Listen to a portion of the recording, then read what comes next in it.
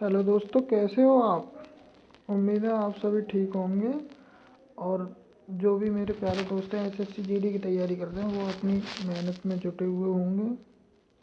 तो जैसा कि मैंने कहा था कि मैं अपने चैनल पर मैथ पढ़ाऊंगा आपको, तो मैथ का आज एक टॉपिक लेके आया हूँ मैं। महत्वपूर्ण टॉपिक है। इस टॉपिक से मैंने प्रीवियस ईयर में क्वेश्चन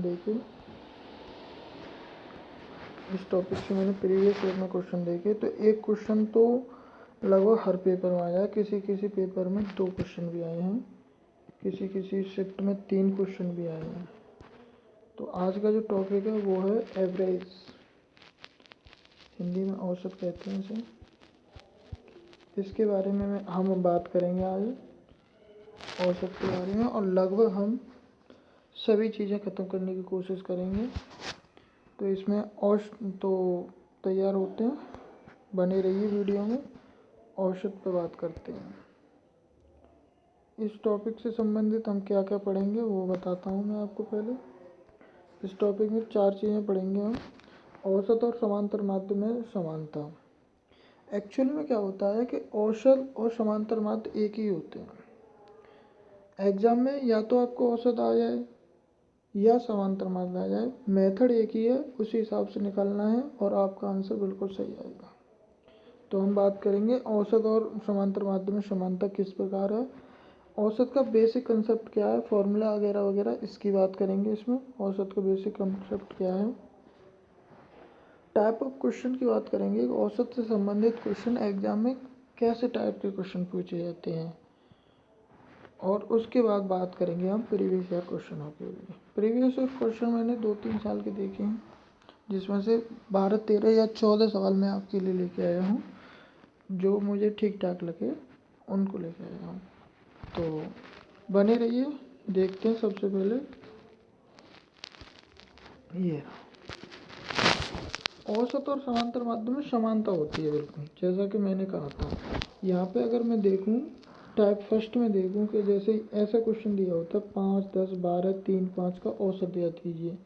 तो जो औसत का फॉर्मूला है पदों का योग बटे पदों की संख्या। समांतर माध्य ज्ञात करने की बात आए, अगर वो कहता समांतर माध्य ज्ञात कीजिए, तब भी पदों का योग बटे पदों की संख्या होती है।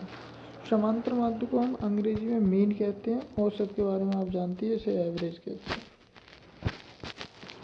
तब भी हमें पदों का योग बटे पदों की संख्या करना पड़ता है। कभी कभार क्या इस फॉर्मूले से औसत बराबर पदों का योग बटे पदों की संख्या, इस फॉर्मूले से हम एक फॉर्मूला और लगा सकते हैं। अगर हमें पदों का योग निकालना हो, तो अगर हमें औसत दिया हो और उसमें हम पदों की संख्या का गुणा कर दें तो योग निकल आएगा। जैसा कि यहाँ पे मैंने लिखा है, पदों का योग बराबर आ जाएगा औसत गुणा पदों की संख्या। एग्जाम्पल देख लेते हैं। एग्जाम्पल में 5, 10, 12, 3, 5 का औसत अगर हमको निकालना है, तो सबसे पहले हमें पदों का योग करना पड़ेगा। इन सभी पदों का योग 5 और 10 15, 15 और 12 27, 28, 29, 30 और 5 35, 35 आ गया। बटे में पदों की संख्या, पदों की संख्या 5 है, 5 का 35 में जाएगा 7 बार, तो 7 आ गया औसत। इसे समांतर माध्य भी कह सकते हैं, तो 7 समांतर माध्य आ गया। एक और क्वेश्चन अगर हम देखें, अगर हम 17, 12, 23 के और 22 का औसत 16 है। यहाँ औसत हमें दे रखा है, तब हमें के का मान ज्ञात करना है। तो सबसे पहले हम क्या करेंगे, 17 प्लस 22 प्लस 23, सॉरी 22 नहीं है, ये 12 है। 17 प्लस 12 प्लस 23 प्लस के प्लस 22, ये हो गया। प्लस में लिख दिया मैंने, बटे पदों की संख्या 1, 2, 3, 4, 5 दे रखी है, बराबर औसत है 16। हमें के का मान ज्ञात करना है। इसे 5 को इधर ले जाएंगे, इस 5 को इधर ले जाएंगे और इसे जोड़ देंगे, तो 17 और 12 हो गए 18, 19, 29, 29 और 23, 30 के 32, 32 32 52, 53 54, 74, 74 प्लस के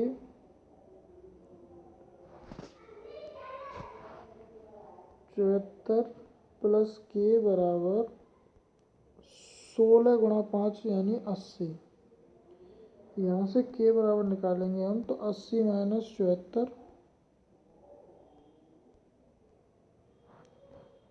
बराबर आ जाएगा आंसर 6। तो के बराबर 6 आ गया। समझ में आ गया होगा।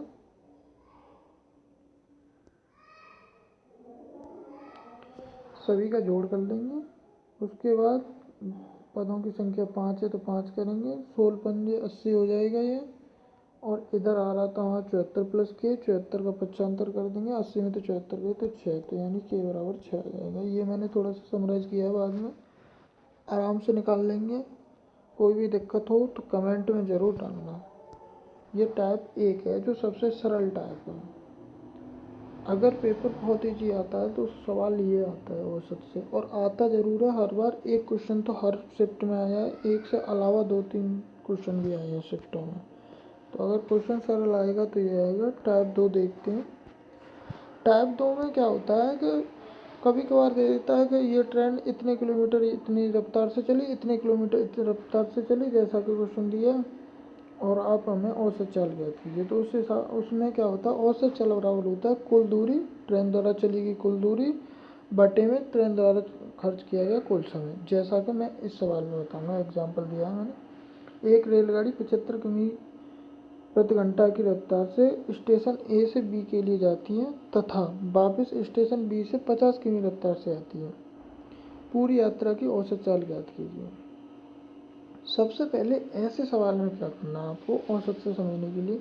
देखो, एक रेलगाड़ी है, मैंने मान लिया ये स्टेशन ए है और ये स्टेशन बी है। एक रेलगाड़ी यहाँ से यहाँ तक गई, फिर यहाँ से यहाँ तक आ गई।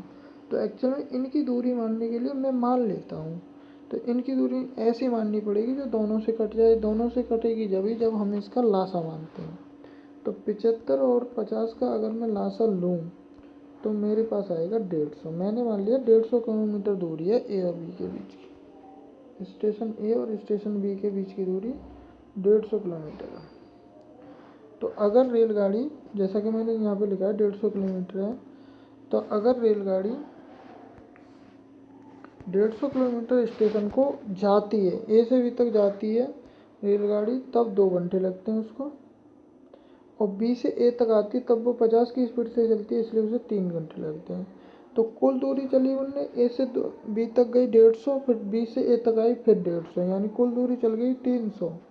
और कुल समय लगा 2 घंटे और 3 घंटे यानी 5 घंटे। 300 माइनस 5 यानी 60 किमी प्रति घंटा उसकी औसत चाल आ गई। मुझे लगता है आप समझ गए होंगे, फिर भी मैं एक बार और समझा देता हूँ। सबसे पहले क्या करना है आपको, लासा लेना है दोनों ही चालों का, जिससे कि काटने में आसानी हो। तो मैंने लासा लिया 75 और 50 का, 150 आ गया। अब वो 150 किलोमीटर दूरी चली और 150 किलोमीटर वापस आई। जब वो गई तो उसे 2 घंटे लगे, वापस आने में 3 घंटे लगे, यानी टोटल टाइम हो गया 5 घंटे। टोटल दूरी हो गई 150 किलोमीटर और 150 किलोमीटर, 300 किलोमीटर। 300 में 5 का भाग देंगे तो 60 किमी प्रति घंटा की रफ्तार आ जाएगी। ये टाइप भी आपको समझ में आ गया होगा, उम्मीद है। अगला टाइप देखते हैं। अगला टाइप है गलती आधारित। क्वेश्चन कुछ इस तरीके से आता है। गलती आधारित टाइप होता है, 5 संख्याओं का औसत 20 है, एक संख्या को 32 के स्थान पर गलती से 12 पढ़ दिया गया है, सही औसत क्या होती है। सबसे पहले हमें क्या देखना है, इसमें ये देखेंगे कम पढ़ा है कि ज़्यादा पढ़ा है। तो 32 आना चाहिए एक्चुअल में, लेकिन उसने पढ़ा है 12, या लेकिन उसने पढ़ा है 12, यानी 20 कम पढ़ा है। 20 कम पढ़ा है, एक्चुअल में उसे 20 और ज़्यादा पढ़ना चाहिए था। तो ऐसे सवालों में सबसे पहले क्या करेंगे, जैसा कि हमारा दिया था पदों का योग। पदों का योग बराबर होता है, पदों का योग बराबर होता है, जैसा कि मैंने पिछले भी बताया था,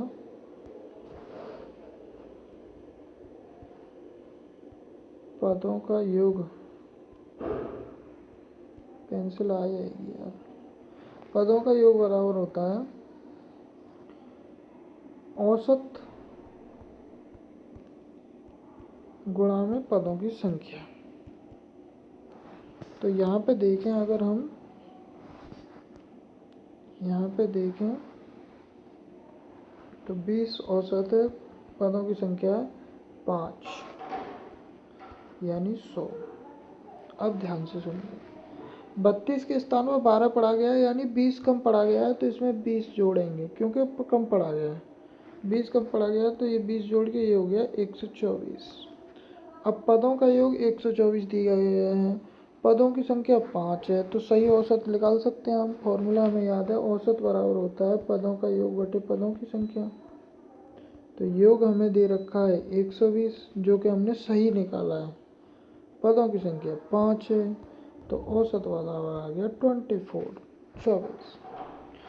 कोई दिक्कत? अगर इसी में देता हो कि 12 की जगह 32 पढ़ा गया है तो इसमें ज़्यादा पढ़ा गया है, इसलिए हम टोटल में से कम करेंगे, लेकिन यहाँ पे कम पढ़ा गया था इसलिए टोटल में ऐड करेंगे, जोड़ेंगे टोटल में, क्योंकि कम पढ़ा गया और पढ़ने चाहिए थे उसे, तो और कितने पढ़ने चाहिए? 20 और पढ़ने चाहिए थे।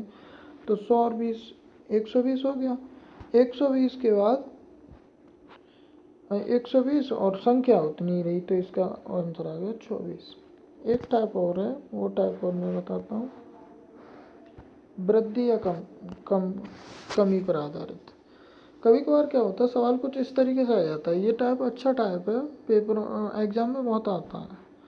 50 केजी भार वाले एक व्यक्ति के स्थान पर एक दूसरा व्यक्ति आ जाने से 8 लोगों के औसत भार में 2.5 किमी की वृद्धि हो जाती है।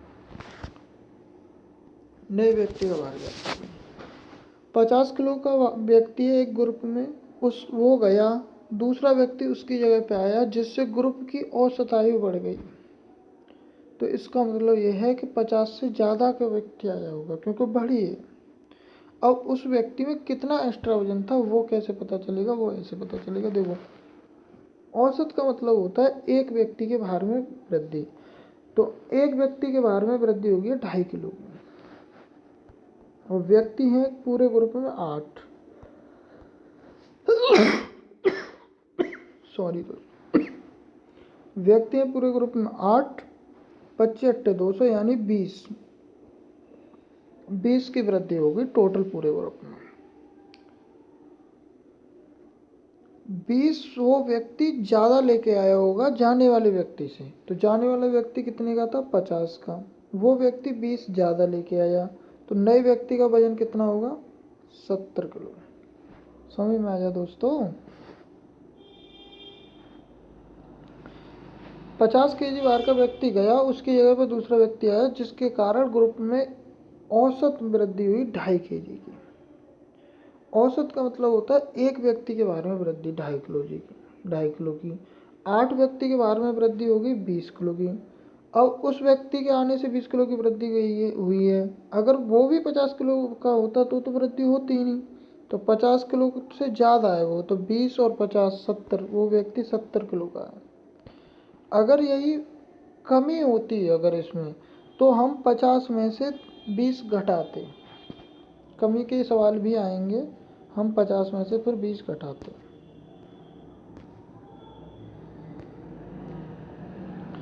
आई थिंक वीडियो ज़्यादा जल्द लंबी हो जाएगी। इसके बाद मैं जो कराऊंगा वो कराऊंगा प्रीवियस ईयर क्वेश्चन, अगली वीडियो में देखूंगा। तब तक के लिए आप पढ़ते रहिए, और मैं आपको एक होमवर्क दे देता हूँ। होमवर्क में एक क्वेश्चन देता हूँ, ये क्वेश्चन सरल ही है, गलती आधारित है, आप इसको कीजिए। वैसे मैं कल इसको कराऊंगा दोबारा में, तो कमेंट में आप इस क्वेश्चन का आंसर देंगे, आप सीधे लिखेंगे और इसका आंसर देंगे कमेंट में। कोई भी दिक्कत हो आप सीधे कमेंट कीजिए, अच्छी या बुरी जैसे भी कमेंट हो। चैनल को सब्सक्राइब कर लीजिए, जीडी की तैयारी कर रहे हो तो। वीडियो अच्छी लगी हो तो लाइक भी कीजिए। थैंक यू, और अपना ख्याल रखिए।